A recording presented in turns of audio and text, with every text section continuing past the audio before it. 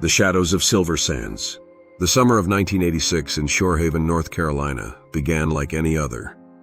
Nestled along the Atlantic coast, the town was known for its picturesque beaches and friendly, tight-knit community. Silver Sands Beach, with its pristine dunes and sparkling waters, was the heart of it all. Families picnicked under striped umbrellas, children built castles with moats that filled with the ebbing tide, and teenagers roamed the shoreline with radios blaring the latest hits. The air was filled with the mingling scents of salt, sunscreen, and the occasional drift of a backyard barbecue. But on the morning of July 26th, this idyllic summer scene was shattered forever. As the town awakened to another humid, sun-soaked day, a young boy named Max stumbled upon something that would plunge Shorehaven into a nightmare of betrayal, murder, and deception. Max was a curious child, no older than 10, who spent his summer mornings wandering the beach in search of treasures. His plastic bucket, adorned with cartoon crabs, clinked with the sound of shells and sea glass he had carefully collected. The sand was cool beneath his bare feet as he ventured closer to the dunes, his eyes scanning for anything unusual. It was there, half hidden beneath a mound of shifting sand, that he spotted it. At first glance, it looked like driftwood, a pale, curved object sticking out of the ground. His heart skipped with excitement. Perhaps it was something extraordinary, a piece of a shipwreck, or even a mannequin washed up from the tide. But as Max approached, dread crept into his chest. What he saw stopped him cold. The shape was unmistakably human.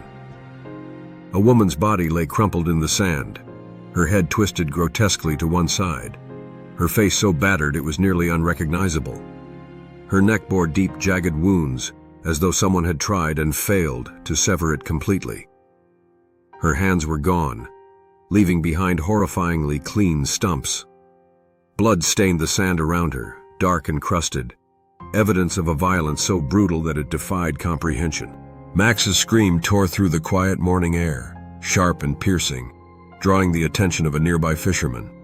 The man dropped his net and ran, his heavy boots kicking up clouds of sand as he approached the boy.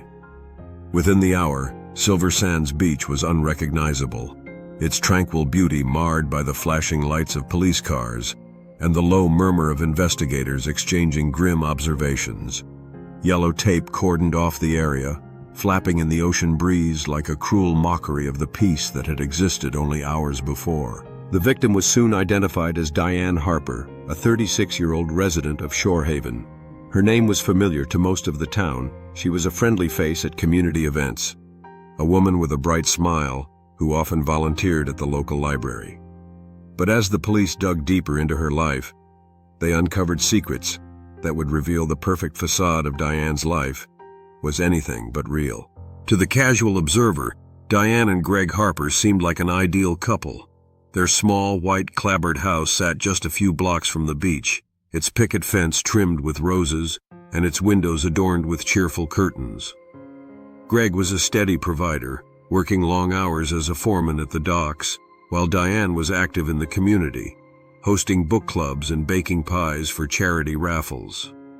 Together, they painted a picture of suburban bliss. But the reality was far more complicated. Greg's demanding job left him exhausted, emotionally distant, and often too preoccupied to notice Diane's growing unhappiness. The once vibrant woman he had married had faded into someone who spent her days yearning for the warmth and attention he could no longer give. It was in this vulnerable state that Diane found herself drawn to Adam Keller, the husband of her best friend, Claire. Adam was everything Greg was not: charming, quick-witted, and unburdened by the weight of a blue-collar job. His laughter came easily, and he had a way of making Diane feel seen and appreciated. What began as harmless flirtation soon deepened into stolen moments and lingering touches. Before long, Diane and Adam were entangled in a full-blown affair. For Diane, the affair was a lifeline, a way to reclaim the happiness she believed she deserved.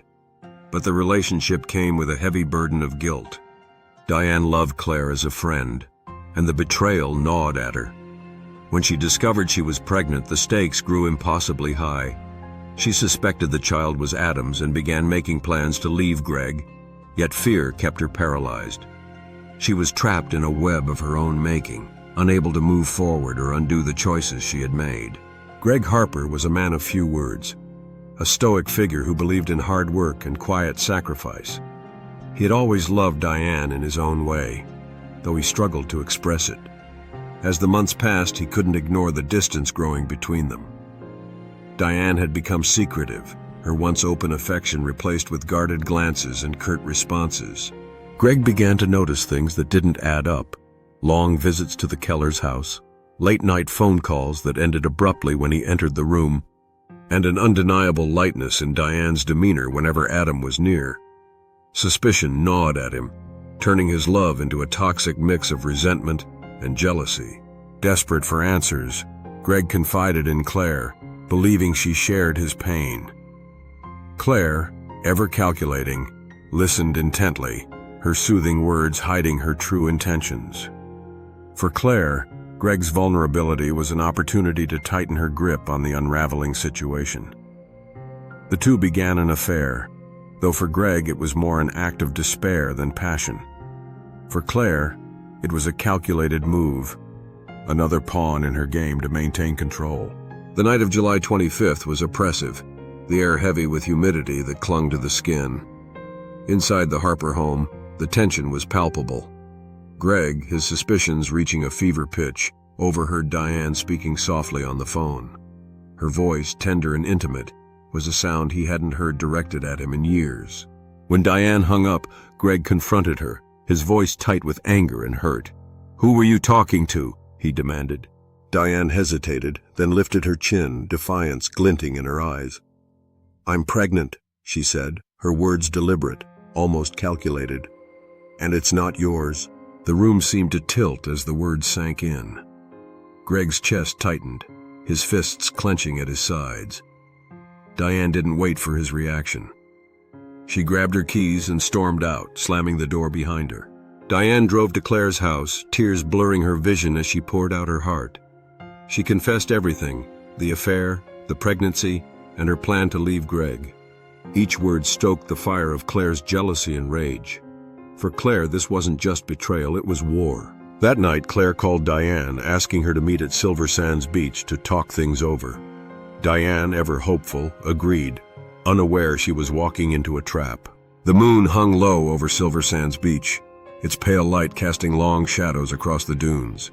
The waves lapped gently against the shore, their rhythmic crash the only sound in the still night.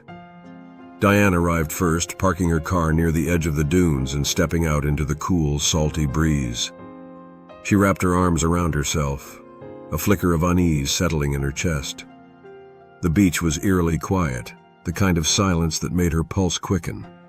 But she pushed the feeling aside, convincing herself that Claire wanted to mend their friendship. Claire arrived moments later, her footsteps deliberate as she approached Diane. Her face was calm, a mask of composed resolve hiding the storm within. Diane offered a tentative smile, her voice hesitant. "Thank you for meeting me. I've been so scared, and I didn't know who else to turn to." Claire's expression hardened. "You've got some nerve," she said, her voice cold and biting. "You slept with my husband, Diane. You destroyed everything." The words cut through Diane like a blade. She took a step back, her voice trembling. "I'm sorry, Claire. I never meant to hurt you. It just happened." But Claire wasn't interested in apologies. The rage that had simmered beneath the surface now boiled over. "Do you have any idea what you've done to my life? To my family?" She spat, her voice rising with each word. Diane tried to respond, but Claire's fury drowned out any hope of reconciliation. The argument escalated, their voices carrying across the deserted beach. Claire stepped closer, her hands clenched into fists. Diane held up her hands, a plea for peace. "Claire, please. I never wanted this to happen." "You never wanted this?" Claire's laugh was sharp and bitter. "You wanted him. You wanted everything I have." Before Diane could respond, Claire grabbed a heavy rock from the ground and swung it with all her strength. The first blow caught Diane off guard, striking her temple. She stumbled, her knees buckling as she fell to the sand. The second blow was more deliberate, fueled by rage. Blood splattered across the sand, dark and glistening in the moonlight. Claire stood over Diane's lifeless body, her chest heaving as the adrenaline coursed through her. For a moment she was frozen, the enormity of what she had done washing over her. But the fear was quickly replaced by cold logic. She had come too far to stop now. She had to cover her tracks. With calculated precision, Claire mutilated Diane's body, disfiguring her face and severing her hands.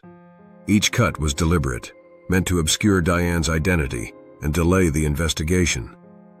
She wrapped the body in a blanket she had taken from the Harper home, a cruel touch that would point suspicion toward Greg. Finally, she dragged the body to a shallow dip in the dunes, letting the sand and sea do the rest. The morning after Diane's body was discovered, Greg awoke to the sound of insistent knocking at his front door. Groggy and still shaken from the previous night's argument, he shuffled to the door, only to be met by two police officers. Their expressions were grim, their voices devoid of warmth. "Mr. Harper, we need to ask you some questions," one of them said. Greg was stunned.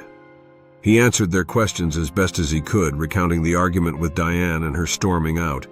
But his account was fragmented, weighed down by guilt and confusion. His answers, coupled with the evidence, painted a damning picture. Blood evidence.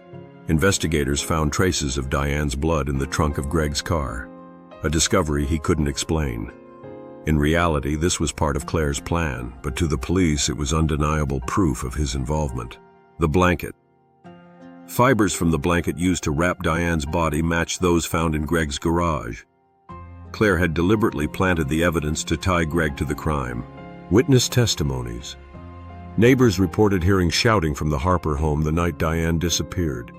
Combined with Greg's admission of the argument, it created a narrative of a jealous, enraged husband who snapped. The trial was swift. The prosecution painted Greg as a volatile man whose jealousy and frustration over his crumbling marriage had driven him to murder. Witnesses spoke of his temper, and even his moments of quiet despair were twisted into evidence of guilt. Greg's lawyer struggled to refute the evidence, but the fibers, the blood, and the testimonies were damning. Claire attended the trial, sitting quietly in the gallery. Her face was a mask of solemnity, her occasional glances at Greg filled with carefully constructed pity. She spoke briefly during the trial, offering vague comments about Greg's growing anger in recent months. Her performance was flawless, further cementing Greg's fate. After a short deliberation, the jury found Greg guilty of first-degree murder. The judge sentenced him to life in prison without the possibility of parole. Greg was led out of the courtroom in handcuffs, his shoulders slumped under the weight of a crime he didn't commit. Shorehaven was rocked by the trial's outcome. The Harper name, once respected, was now synonymous with scandal and violence. Greg's parents, convinced of his innocence, spent their savings on appeals that went nowhere. His sister, unable to bear the whispers and stares, moved to another town to escape the stigma. In prison, Greg struggled to adapt. The isolation was crushing, and the whispers of his fellow inmates only deepened his despair. He replayed the events of that night over and over, haunted by Diane's final words and the bitter knowledge that he had failed to protect her. Claire, meanwhile, continued her life as though nothing had happened. She remained married to Adam, using his guilt over the affair to manipulate him. But as the years passed, cracks began to form in her carefully constructed facade. Years later, Adam discovered Claire's infidelity. The betrayal reopened old wounds, forcing him to confront the suspicions he had long buried. One night, during an argument, Claire let slip a cryptic comment. "You don't know what I've done to protect us." The words gnawed at Adam, who finally decided to come forward with a secret he had kept for years. Claire's phone call the night Diane died. "She said she knew everything," Adam told the police. "At the time, I thought she was talking about my affair with Diane. Now I'm not so sure." The revelation prompted authorities to reopen the case. Advances in DNA technology allowed them to re-examine the evidence. Blood and hair samples conclusively linked Claire to Diane's murder. Confronted with the overwhelming truth, Claire finally confessed. "She was going to ruin everything," Claire said during her confession, her voice devoid of remorse. "I had no choice." When the truth of Claire Keller's actions came to light, The world she had so meticulously constructed came crashing down. Her arrest sent shockwaves through Shorehaven. The once respected neighbor and community figure was now exposed as a manipulative killer whose jealousy and rage had fueled a brutal crime. The revelation of her guilt unraveled decades of trust and friendships, leaving a permanent stain on her name. During her trial, the courtroom was filled with a mix of spectators, some there out of morbid curiosity, others out of disbelief that someone as poised and composed as Claire could be capable of such monstrous acts. Claire initially attempted to maintain her composure, presenting herself as a misunderstood victim, but as the evidence mounted against her, her mask began to crack. The most damning blow came when forensic DNA analysis confirmed Diane Harper had been pregnant at the time of her death.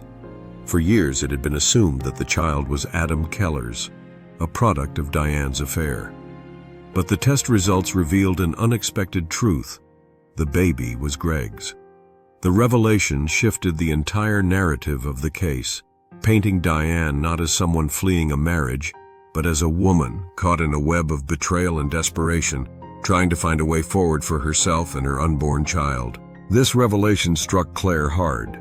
Her meticulously planned crime was meant to destroy Greg, but in the end, it only reinforced the depth of her cruelty. She had torn apart a man's life for a child who was his own, a truth that further deepened the public's disdain for her. The trial culminated with Claire's confession. Her final admission, delivered with chilling detachment, sealed her fate. She was going to ruin everything, Claire told the court. I did what I had to do. The jury took little time to deliberate. Claire was convicted of first-degree murder, along with additional charges of evidence tampering and perjury. The judge sentenced her to life in prison without the possibility of parole. As the sentence was read, Claire's composure finally broke. Her shoulders sagged, and tears streamed down her face, not out of remorse, but out of the realization that she had lost everything. In prison, Claire found herself isolated and despised. Her reputation as a cold, calculating murderer preceded her, and even among other inmates, she was treated with disdain. The life of control and influence she had once enjoyed was replaced with a stark, unforgiving existence. She spent her days in solitude, replaying the choices that had led her there. Over time, Claire's health deteriorated. The weight of her guilt, coupled with the harsh conditions of her new life, aged her rapidly. By the end of her first decade behind bars, she was unrecognizable, a shadow of the woman who had once commanded every room she entered. The fallout from Claire's conviction left Adam Keller adrift. The man who had once charmed Diane and carried the guilt of their affair now found himself at the center of a shattered life. Shorehaven turned its back on him, viewing him as complicit in the chain of events that had led to Diane's murder. Though he had not committed the crime, his actions had set the wheels in motion, and the town's collective judgment was swift and unforgiving. Adam sold the family home and moved away, seeking anonymity in a city far from Shorehaven. But even in a new place, he couldn't escape the shadow of his past. The affair with Diane, the secrets he had kept, and the role he had played in enabling Claire's downfall haunted him. He struggled to rebuild his life, jumping from one dead-end job to another, each move marked by the shame he carried with him. Over time, Adam sought redemption through therapy, trying to untangle the web of guilt and regret that defined his existence. He lived a quiet, solitary life, avoiding meaningful relationships, convinced he didn't deserve happiness after the pain he had caused. For Greg Harper, the confirmation that Diane's child was his brought bittersweet closure. The knowledge that the family he had dreamed of was stolen from him deepened his grief but also reinforced his innocence. The years he had spent in prison, blamed for a crime he didn't commit, would never be returned to him. But the truth brought a measure of peace. Shorehaven, once a community marked by sunny beaches and neighborly camaraderie, would never fully recover from the events of that summer. The murder of Diane Harper, the revelations of betrayal and lies, and the ultimate justice served left an indelible mark on the town. At the edge of Silver Sands Beach, the plaque in Diane's memory now carries a deeper resonance for those who pass by. In memory of Diane Harper and her unborn child, may their light never fade. and their story remind us of the devastating power of betrayal and the enduring strength of truth. Though the shadows of Silver Sands linger, the truth finally illuminated the darkness, offering closure to a tragedy that had torn lives apart. Thanks for joining us on the Crossroad Chronicles. If you enjoyed the story, don't forget to like the video, subscribe to the channel, and hit the notification bell so you never miss an update. We appreciate your support, and we'll see you next time as we explore more tales of choices and consequences. Thanks for watching.